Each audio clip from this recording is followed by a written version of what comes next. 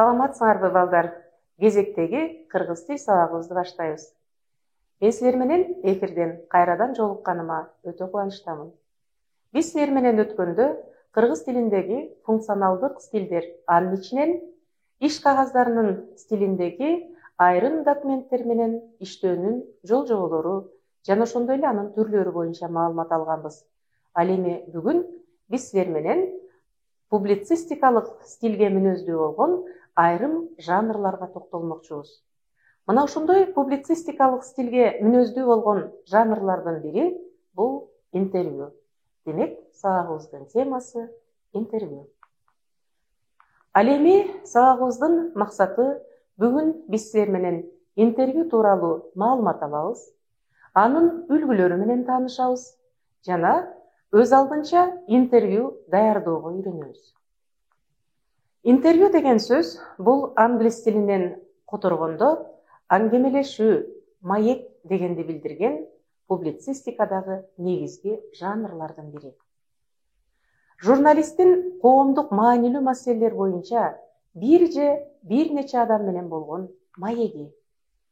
Интервьюну көбүнчө мамлекеттик, коомдук ишмерлер, белгилүү адамдар жана башкалар берет. Эң негизгиси интервьюлар калкка жеткирүү үчүн массалык маалымат каражаттарында кеңири таралат. Интервью өз ара бир нече түргө бөлүнөт. Кабарлоо интервьюсу, түшүндүрмө интервью жана массалык маалымат каражаттарынын түрүнө карата дагы интервьюнун түрлөрү бар экен балдар. Кабарлоо интервьюсуна токтоло турган болсок, бул журналист менен маектешүүчү тараптын ортосундагы суроо жооп. Ал эми түшүндүрмө интервьюда бул көбүрөөк сүрөттөмө, тегерек стол, пресс-конференция, брифинг жана ошондой эле анкета формасында да болушу мүмкүн. Ал эми массалык маалымат каражаттарында бүгүнкү күндө көбүрөөк кездештиргендердин бири бул радио интервьюлар жана телеинтервьюлар болуп саналат. Учурда социалдык тармактарда дагы интервью алынып жүрөт жана ошондой эле ага карата түрдүү пикирлер дагы жайгаштырылат. Интервьюнун эң негизги өзгөчөлүгү анын сапатынын жогорулугунда. Ал эми сапат бул журналисттин алдын ала даярдыгына көз каранды. Интервью негизинен маалымдоо жанры гана эмес, аналитикалык же көркөм публицистикалык жанр дагы болуп эсептелет экен. Анын негизги милдети жаңылыкты кабарлоо, коомдук пикир жаратуу. Башка жанрлардан болгон өзгөчөлүгү ошол жаңылыктагы кайсы бир өзгөчө себептерге байланыштуу окурмандар үчүн маанилүү болгон пикирлер жеке адам аркылуу бериле тургандан ичкери теманын ичинде жана эркин, тактап айтканда, тема, суроо, түзүлгөн кырдаал жана башкалар менен аныкталгандыгында. Интервью татаал жанрлардын бири. Демек, аны алуу үчүн эмнени билүү зарыл? Биз мына ошол кадамдарына токтололу. Эң биринчи кезекте кызыктуу суроолорду көбүрөөк даярдоо керек. Экинчи, маектешкен тарап ката кетирген болсо, аны дароо оңдоодон тартынбоо керек. Үчүнчү, эгер маектешүүчүнүн кеби окурман же угармандар үчүн татаал деп эсептелинсе, аны дароо туура нукка буруу зарыл. Төртүнчү, алынган интервьюнун басмага же башка маалымат каражаттарына жарыяланышы тууралуу маселени чечишип алышы зарыл. Даяр материал менен маектешкен тарапты милдеттүү түрдө тааныштырып, виза койдуруу зарыл. Көрдүңөрбү балдар? Демек, кандай гана маалымат болбосун, аны дароо социалдык тармактарга салып жиберүү туура эмес экен. Сөзсүз түрдө ошол маектешкен тараптын көз карашын, оюн сыйлоо зарыл. Муну биз көбүн эсе журналисттик этика деп жүрөбүз. Интервью кантип даярдалат? Анын алгоритмине токтололу. Актуалдуу тема тандалат. Тема боюнча өз алдынча даярдык көрүлөт. интервью алына турган объект тандалат, болжолдуу сценарий түзүлөт, мөөнөтү, орду жана колдонуучу каражаттар аныкталат, интервью алынат, текст же видеоматериал түзүлөт, коррекцияланат же монтаждалат, сапаты текшерилет же редакцияланат, угарман, окурман же көрүүчүлөргө жеткирилет. Көрдүңөр балдар, публицистикалык стилдеги кайсы гана жанр болбосун, бул өтө тактыкты талап кылган, профессионалдуулукту талап кылган жанрлардын бири болуп эсептелинет экен. Бул жерде эстей турган нерсе, бардыгы мына ошол журналисттин профессионалдуулугуна көз каранды. Интервьюну кантип жазып баштоо керек? Албетте, интервьюну автордун кириш сөзү менен баштап, андан соң маектешүүчүгө суроо узаткан оң. Мындай учурда суроо жооп иретиндеги тажатма диалог кызыктуу аңгемелешүүгө өтөт. Андыктан силерге чакан бир мисалдарды келтирип көрөлү. Борис Петров аттуу россиялык журналисттин Роман Абрамовичтен алган интервьюсунан үзүндү. Мында журналист мындай деген ой менен өзүнүн интервьюсун баштап жатат. Роман Абрамович, сизди Россиянын эң бир күчтүү олигархтарынын бири дешет. Ал Кремлдин гана эмес, президенттин да эшигин тээп кирет дешет. Бирок Роман Аркадьевич өзүн олигарх деп атоону жактырбайт. Жана кадыресе эле бизнесменмин деп эсептейт. Өзүңүздөр талдап көрүңүздөрчү. Менин эмнем олигарх? Мен нефти менен соода жүргүзүүгө уруксаат берүүчү лицензия алуу үчүн бир нечелеген сааттар бою замминистрдин кабылдамасында күтүп отурам. Койсоңузчу, Роман Аркадьевич, мындайга ишенүү кыйын. А сиз эмнесине таңданасыз? Мен сизге азыр бир нече мисал келтирейинчи. Келтирилген мисалда байкадыңарбы? Демек алгач, мына ушул диалогдун кызыктуу болушу үчүн журналист өзүнүн кебин баштады. Андан кийин акырын суроо узатуу менен маектешүүчү тарапты кызыктырды. Демек аны маекти андан ары улантууга багыт берди. Мына ошентип тажатмалуу диалог эмес, бул кызыктуу аңгемелешүүгө өттү.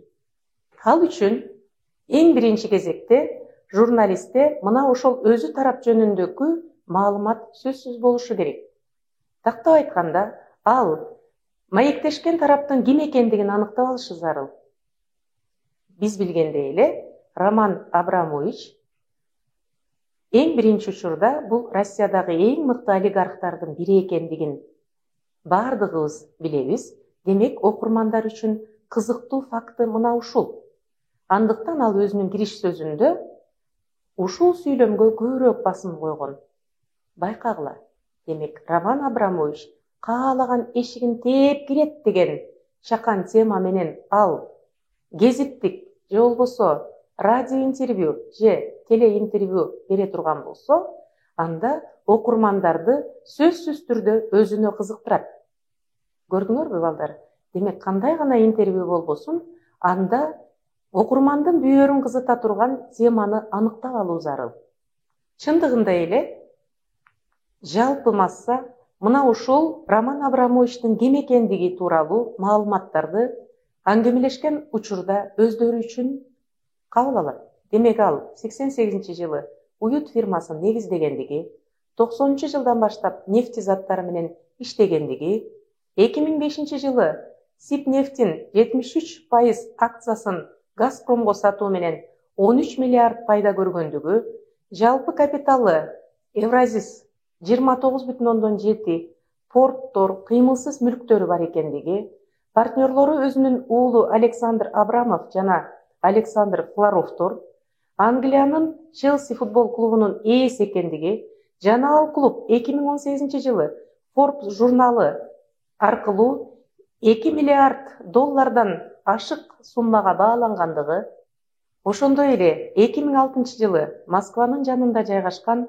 52 миллион долларга бааланган 26 гектар жерди мектептин курулушуна өткөрүп бергендиги жөнүндөгү маалыматты мына ушул интервьюда ала алышат. Көрдүңөр балдар?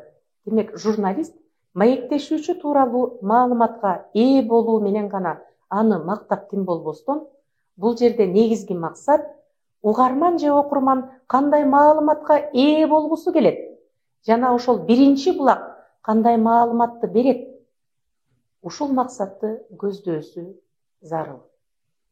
Ушундай эле дагы бир мисалга токтололу. Демек, силер менен биз азыр талдаган бул теле журналистикадагы интервьюлардын бири боло турган болсо, ал эми гезит беттеринде дагы интервьюларга көңүл бурсак болот. Анын эң биринчи өзгөчөлүгү диалог же полилог формасында экендиги. Тактап айтканда, эки адамдын же болбосо андан көп адамдардын ортосундагы маектешүү экендигин байкайбыз. Жазуу кебинде ал сөзсүз түрдө алдына дефис кою менен ар бир абзац менен башталып жазылгандыгын байкоого болот. Ушул сыяктуу эле суроо узатуу манерасына көңүл буралы. Оор атлетиканын чыныгы баатыры учурда Европа биринчилигине даярданып жатат.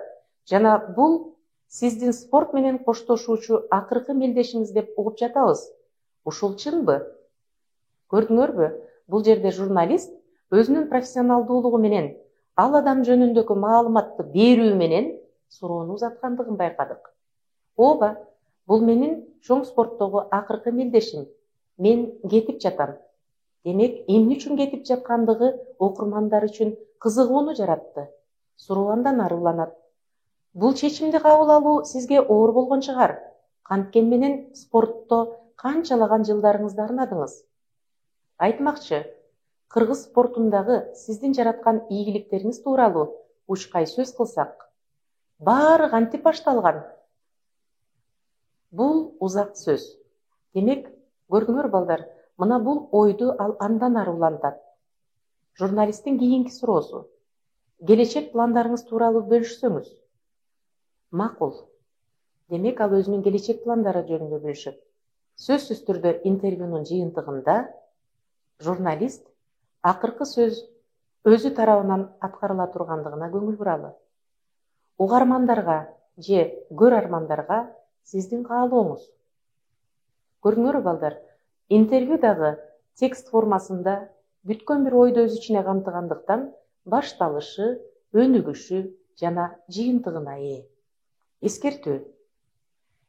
Гезиттик интервью маектешүүчүнүн кызыкчылыгына эмес, окурмандардын бүйүрүн кызыткан маалыматтар менен камсыз болушу зарыл. Ал өтө узак жана тажатмалуулукка жол берилбөөгө тийиш. Жооп суроодон 2-3 эсе гана чоң болууга тийиш. Көрдүңөр балдар, кээде суроону жооптон да узак кылууга, же тескерисинче жоопту суроодон дагы өтө узак кылууга болбойт. Бул дагы окурмандардын же болбосо угармандардын мына ошол маекке болгон кызыгуусун төмөндөтүшү мүмкүн. Сиздердин назарга мына ошол интервьюлардын дагы бир форматы бул массалык маалымат каражатындагы видео интервьюга көңүл бурсак. Мында Кыргыз жана Казак Республикасынын эл артисткасы Саламат Садыковадан журналист Назира Айтбекованын алган интервьюсунан үзүндү. Эже бала чагыңызда ушул оор күндөрдү басып өтүптүрсүз, кыйналган күндөрүңүз көп болуптур, алардын баарын интервьюлардан окуп жүрөбүз. Бирок ошол күндөрдөн кантип чыгып, ушу белди бекем бууп, андан ары өрүштөш керек экен, эмне кылыш керек экен, жан дүйнөдө ал кандай сезим болуш керек экен ушундай күчтүү боло билгенге? Эми ушундай өзүң айткандай мындай суроолорго көп эле жооп берип жүрөм. Ошондой болсо дагы келечекте бир өзүнө бир жолун издеп жүргөн жаштар үчүн сабак болор менин өмүр жолум. Илгери бир вечерка деген гезитке кыргызская Золушка деп мен жөнүндө чочуп кетип бир орус тилинде маек чыккан эле. Ошондо мен болгондой бүт азап тозогумдун баарын жазган экен. Жазса, кызыгы ушу шаарда өскөн менин тааныштарымдын баласы: "Нет, это не может быть, нет, это просто фантазия. Саламат Садыкова кантип эле ошондой кыйынчылык көрсүн" деп азыркы курсагы ток бала ишенбей коюптур. Эмнени эсибизде сакташыбыз керек? Маектешүүчүгө бир эле суроону бир нече жолу кайталап берүүгө болбойт. интервьюну окурман же угарман толук түшүнбөй калган абалда калбагандай бүтүрүңүз. Эң жеңили чоң рахмат же сизге ийгилик деген сөздөр менен аяктаңыз. Эң башкысы акыркы сөз ар дайым сизде калганы дурус. Интервьюнун башкы сабы автор тарабынан берилип, тырмакчага алынып жазылып, аңгемелешүүчүнүн айтайын деген оюнун эң күчтүү жагын камтууга тийиш. Жогоруда айтып кеткендей, мисалы, Роман Абрамович каалаган эшигин тээп ачат деген сыяктуу кызыктуу тема менен башталуусу зарыл. Учурда кыргыз журналистикасындагы эң мыкты өкүлдөр бардык башка журналисттер үчүн эталондук кызматты аткарат. Маселен, кыргыз телеберүүлөрүндөгү эң мыкты дикторлордун бири Бактыбек Мамытов, Гүлшан Молдоеваларды билбеген адамдар болбосо керек. Кыргыз журналистикасындагы телевидениядагы легендардуу инсандардын бири болгон Гүлшан Молдоеванын чакан интервьюсуна көңүл бурсак. Сиз эми ушул телевидениянын куттуу студиясын качан аттагансыз? Анан ал кезде эми бир башкача болсо керек да иштөө шарттары дагы. Ооба десем, Туржан, ушул кыргыз телевидениясынын босогусун аттаганыма быйыл 38-жылдын 100 болуп калыптыр. Убакыт учкан куш демекчи, убакыт бат эле өтөт экен. Айтканга оңой болгону менен артта далай издер калыптыр. Анан эми өзгөрүү сөзсүз бар.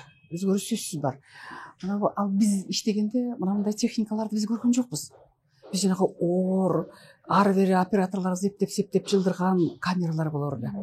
Андан сырткары бизде азыркыдай мына көчмө студияларыбыз да мынчалык техниканын гүлдөп өсүшү деген такыр болгон жок. Бизде баардык тартыштык болчу. Мына ошол себептүү биз эски анан ак кара түстөгү телевидение менен иштеп калдык башында. Анан мына азыр эң сонун заманда жашап атабыз. Эң сонун азыр каалаган программаларды карап көрүп ачып ошол караган көрсөтүүлөрүбүздү карап атпайбызбы? Бул эң сонун, эң чоң жетишкендик, техниканын жетишкендиги. Албетте, кандай гана телеберүү болбосун, радио уктуруу болбосун, же болбосо гезиттик материалдар болбосун, андагы маектешүүчү тараптардын ортосундагы маалымат сөзсүз коомдук талкууга алынат. Коомдук талкуу социалдык тармактарда, теле берүүлөрдө, алардын ичинен жогоруда биз санап кеткен теледебаттарда, же болбосо радио уктурууларда талкууга алынат. Мына ошондой талкуулардын бири бул албетте биздин теле берүүлөрдө эң көп көрсөтүлгөн, коомдогу актуалдуу деп эсептелген окуяларга байланыштуу болот. Бул жерде эң негизги өзгөчөлүк бул журналисттин профессионалдуулугу. Анын калеминин күчү, демек көпчүлүк коомдогу адамдардын өзүнө көңүлүн бурдуруп, акыйкаттын же чындыктын жеткирилишине жол боло тургандыгы жөнүндө баарыбызга маалым. Мына ошондуктан чакан видео сюжетке көңүлүңөрдү бурдургум келет.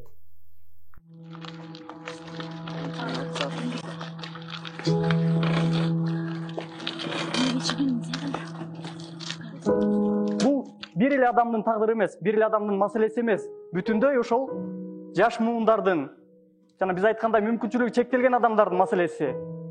Демек, биз бир адамдын тагдыры аркылуу ошол глобалдуу нерсени, жөнөкөй нерсе менен чоң маселени чагылдырууга өтө баштадык деп айтсак болот. Демек, журналисттердин социалдык жоопкерчилиги чоң, бир гана саясат эмес. Кандай гана инсан болбосун, кандай гана адис болбосун, эң биринчи кезекте өз кесибинин профессионалы болууга зарыл. Мына ошондой профессионалдуу инсандардын бири биз силер менен азыр сюжетте көргөн кыргыз элинен чыган уулдарынын бири, журналистикада өзүнүн орду бар жаш биздин журналист Улан жөнүндө сөз болду. Демек, интервью алуудагы эң негизги талап бул журналисттик этика жана маалыматтын тактыгы. Бирок ушул жерде дагы бир нерсени баса белгилеп кетким келет. Эң биринчи кезекте мына ошол акыйкат чындыктын коомчулукка жеткирилиши жакшы, бирок журналисттердин өмүрү үчүн дагы кооптуу абалды түзүп коюшу мүмкүн экендиги жөнүндө кийинки сюжеттен көрмөкчүбүз. Жакшы көргөн шакирттеримдин бири Улан жөнүндө өткөн чак менен сүйлөшүп калабыз деп такыр ойлогон жок элем. Тилекке каршы ушундай, бүгүн тагдыр деген ушундай. Сен 2 жыл болду Уланды жоготконубузга. Бүгүн кандай жашоо? Уланды издөө, аны алды жөнүндө сөз кылуу, же болбосо анын жоктугу дали болсо оор бизге. Үй бүлөсүнө бардыгыбызга эле. Көрдүңөрбү балдар? Демек, журналистикалык кесип жөнүндөгү багытты биз мектеп партасынан баштап алабыз. Эң негизгиси эфирде, же болбосо радиодо, же болбосо телефондобу өз оюбузду эркин, так, таамай сөздөрдү оюбуз менен ачып бере ала тургандай деңгээлге жетиш үчүн көбүрөөк китеп окуп, изденип, радио берүүлөрдү, теле берүүлөрдү көрүп, такшалышыбыз зарыл. Андыктан силерге тапшырма катары төмөнкү шилтемени сунуш кылмакмын. Мында албетте ошол биздин кыргыз элиндеги айрым бир жардамга муктаж болгон, эң жөнөкөй боорукерликти өзүнө талап кылган адамдардын бар экендиги жана алар биздин ар дайым колдообузга муктаж экендиги жөнүндөгү видео сюжет. Сюжетти көргөн соң ар бириңер боорукерлик деген эмне деген темада кыскача интервьюнун сценарийин түзүп, өз алдынча оюңарды билдирип, эркин сүйлөөгө машыгып, демек, эң негизгиси ошол өтүлгөн теманы бышыктасак болот деп ойлойм. Эмесе, биздин ушуну менен сабагыбыз соңуна келип жетти. Келерки сабакта кезиккенче сак саламатта калгыла.